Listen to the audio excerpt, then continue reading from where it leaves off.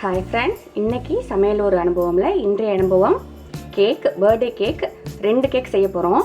So நான் வந்து ரெண்டு பவுல் ரெடி பண்ணிருக்கேன். இத ஃபர்ஸ்ட் வந்து நம்ம கிரீஸ் பண்ணிடலாம். சோ ஆயிலோ பட்டரோ வச்சு இத நல்லா கிரீஸ் பண்ணிக்கோங்க.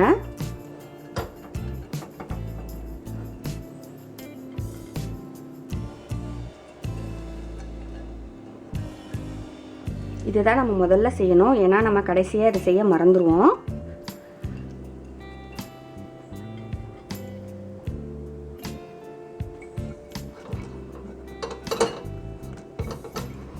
கிரீஸ் பண்ணியாச்சு. இப்போ நம்மளுடைய மைதா மாவை ஒவ்வொரு டேபிள் ஸ்பூன் போட்டு அதை டஸ்ட் பண்ணிக்கலாம்.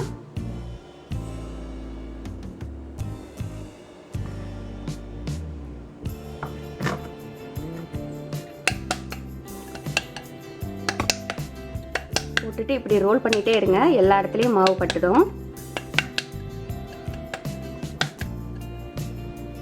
ஸோ நம்ம கேக் செய்கிறதுக்கு ஈஸியாக இருக்கும். கேக் வந்து வெளியில் எடுக்கிறதுக்கும் ஒட்டாமல் ஈஸியாக இருக்கும். அதே மாதிரி இந்த பவுலையும் பண்ணிக்கலாம்.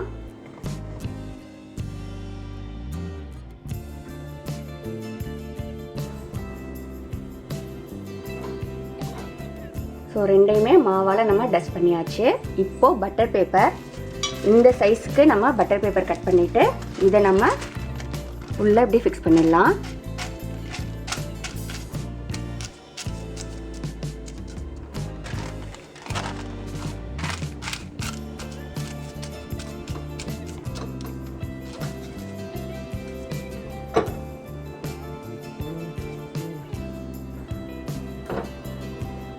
ஸோ நமக்கு கேக் செய்கிறதுக்கு பவுல் ரெடி. நெக்ஸ்ட்டு கேக் செய்கிறதுக்கு என்னென்ன வேணும்னு நான் சொல்லிடுறேன். ஃபஸ்ட்டு வந்து பட்டர், சுகர், மைதா மாவு, பால், vanilla essence, baking powder, salt. இப்போ நான் ரெண்டு கேக் செய்ய போகிறதுனால நான் குவான்டிட்டி வந்து நிறைய எடுத்திருக்கேன். இப்போ நான் ஒரு கேக்குக்குள்ள அளவு சொல்கிறேன்.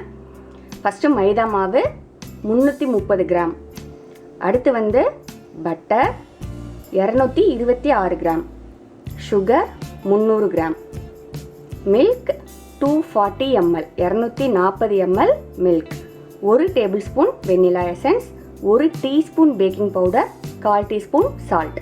நான் இது எல்லாத்துலேயுமே இப்போ சொன்ன அளவை விட டபுளாக எடுத்திருக்கேன். ஏன்னா ரெண்டு கேக் செய்கிறதுனால. நீங்கள் ஒரு கேக் செய்யும்போது நான் சொன்ன அளவு எடுத்தால் போதும். என்னுடைய அளவு வந்து நான் டிஸ்கிரிப்ஷன் பாக்ஸில் கொடுக்குறேன். ஃபஸ்ட்டு நம்ம இந்த மாவில் பேக்கிங் பவுடர் மிக்ஸ் பண்ணிக்கலாம்.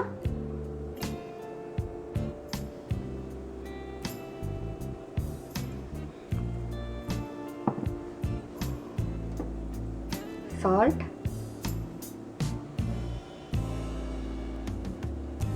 இதை ஓரளவு மிக்ஸ் பண்ணிவிட்டு நம்ம ஜலிச்சுக்கலாம்.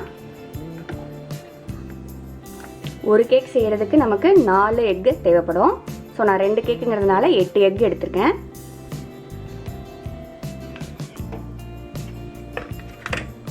நம்ம எடுத்த மாவு, பேக்கிங் பவுடர், சால்ட் இதை வந்து நம்ம ஜலிச்சுக்கலாம். ஏன்னா இது நல்லா மிக்ஸ் ஆகணும், இல்லைன்னா ஒரே இடமா நின்றுடும்.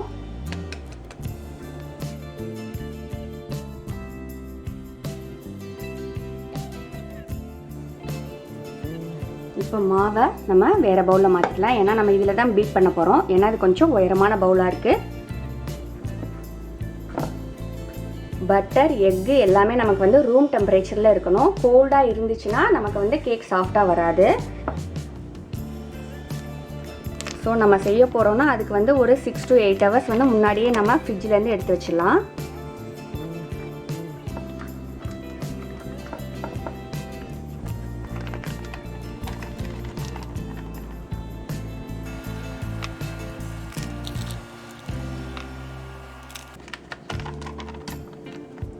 பட்டர் சேர்த்தாச்சு. இப்போ நம்ம எடுத்து வச்சுருக்க சுகரையும் சேர்க்கலாம். இது ரெண்டையும் ஒன்றாவே சேர்த்து நம்ம பீட் பண்ண ஆரம்பிக்கலாம். ஸோ ஹேண்ட் பீட்டர் நான் எடுத்திருக்கேன். இதை வந்து ஒரு 5 to 10 minutes நம்ம நல்லா ஃப்ளஃபியாக வர வரைக்கும் பீட் பண்ணணும்.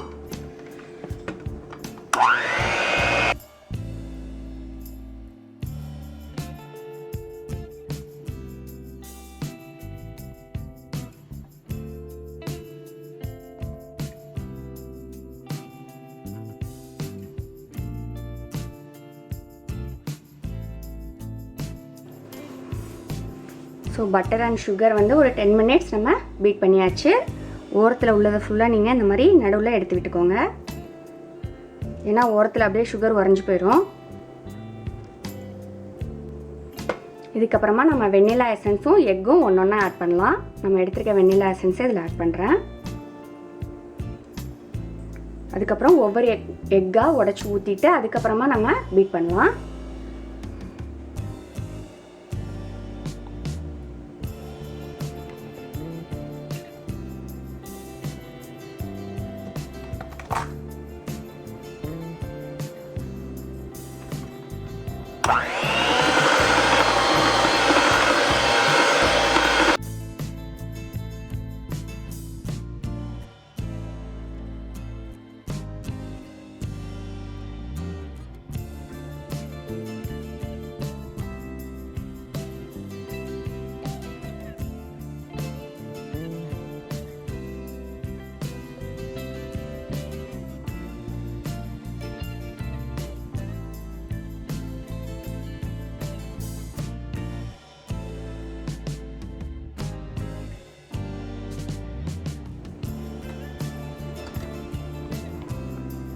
எல்லா எக்கும் உடச்சி ஊற்றியாச்சு. இப்போ வந்து நம்ம திருப்பி நல்லா பீட் பண்ணிக்கலாம் ஒரு 3 மினிட்ஸ்.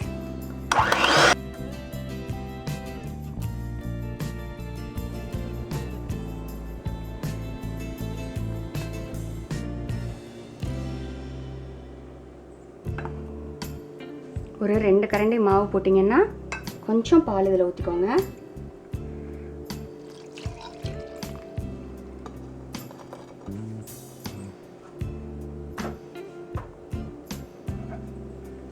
இதை மிக்ஸ் பண்ணி விடுங்க.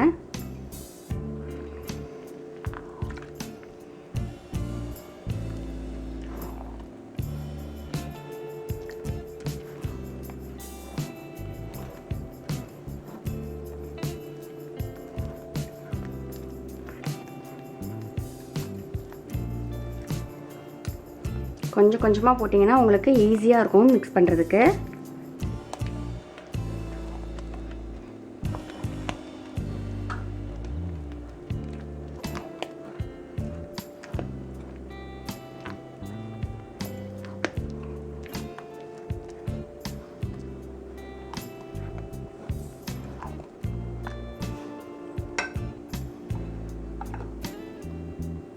திருப்பி 2 கரண்டி மாவு,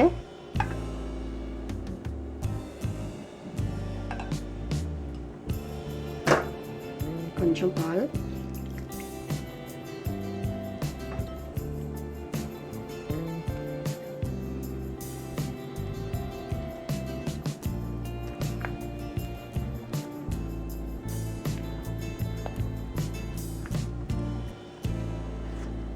ஓரத்தில் உள்ளதெல்லாம் நம்ம இந்த மாதிரி எடுத்து விட்டுட்டு மிக்ஸ் பண்ணணும். இல்லைன்னா ஓரத்தில் மாவு அப்படியே நின்றுடும்.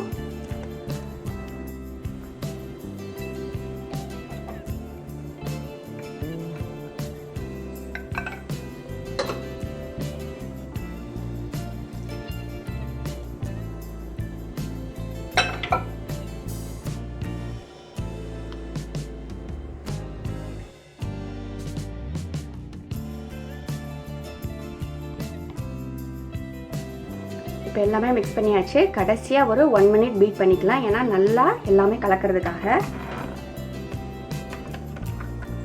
லோ ஸ்பீடில்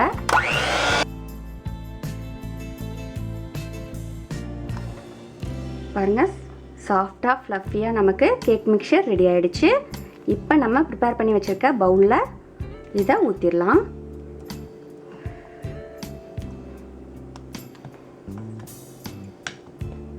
ஆல்ரெடி அவன் வந்து ப்ரீ ஹீட் ஆகி ரெடியாக இருக்குது. இதில் 3/4 திட்டம் வரைக்கும் நம்ம ஊற்றிக்கலாம். ஏன்னா ஃபுல்லாக ஊற்றிட்டிங்க அப்படின்னா கேக் வேகும்போது இன்னும் எக்ஸ்பேண்ட் ஆகும், கீழே ஃபுல்லாக உடஞ்சிரும். ஸோ வந்து இதில் 3/4 அளவுக்கு ஊற்றிக்கலாம்.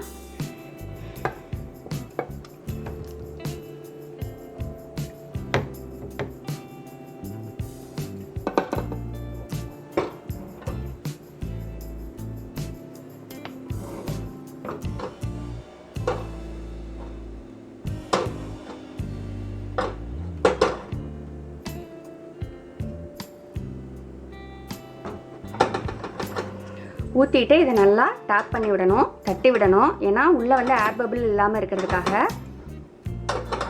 ஸோ அதே மாதிரி இன்னொரு பவுல்லையும் ஊற்றிக்கலாம்.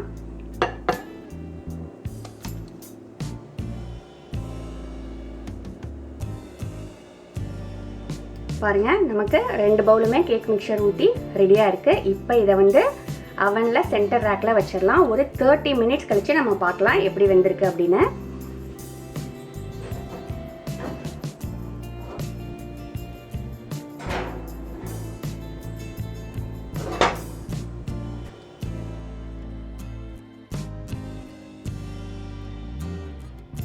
பாருங்கள், கேக் ரெண்டுமே நமக்கு சூப்பராக வெந்துருச்சு. ஆனால் வந்து 30 மினிட்ஸ் நான் சொல்லியிருந்தேன், அது வந்து ரொம்ப லேட் ஆகிடுச்சு. 45 மினிட்ஸ் to 50 மினிட்ஸ் ஆகிடுச்சு. ஸோ ஏன்னா நீங்கள் இப்படி விட்டு பார்த்தீங்கன்னா அதில் மாவு வராமல் ஃபுல்லாக இந்த மாதிரி நைஃப் வந்து க்ளீனாக இருந்துச்சுன்னா அப்போ தான் கேக் நல்லா வெந்திருக்குன்னு அர்த்தம். ஸோ பாருங்கள், நான் நடுவில் செக் பண்ணி பார்த்தேன், அது மாவாக இருந்துச்சு. ஸோ இப்போ தான் வந்து கேக் வந்து பர்ஃபெக்டாக ரெடி ஆகிருக்கு. ஸோ 50 மினிட்ஸ் ஆகிருக்கு நமக்கு இது ரெண்டுமே குக் ஆகிறதுக்கு. மேபி நீங்கள் ஒரு கேக் வச்சிங்கன்னா ஒரு 30 மினிட்ஸ் 35 மினிட்ஸில் ரெடி ஆயிரும். இது நல்லா நமக்கு ஆறணும். ஆறுனதுக்கு அப்புறமா நம்ம எடுத்துக்கலாம்.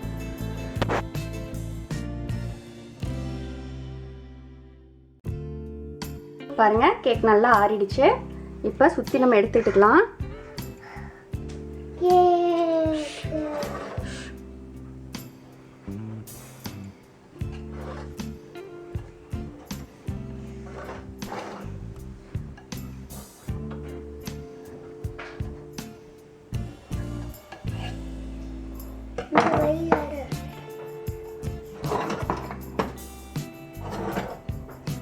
இப்போ இது மேலே ஒரு பிளேட் வச்சு நம்ம எடுத்துக்கலாம்.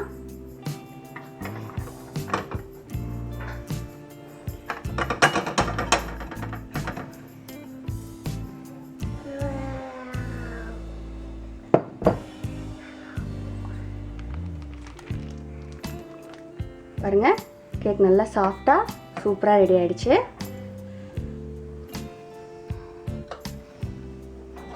அதே மாதிரி இன்னொரு கேக்கையும் எடுத்து விட்டுக்கலாம்.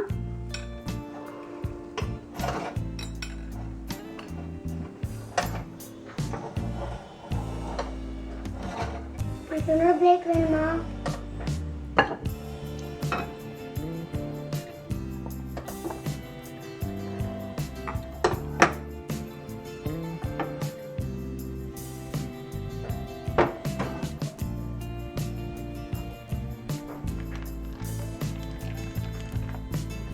பாருங்க, இந்த கேக்கும் சூப்பராக ரெடி ஆயிடுச்சு.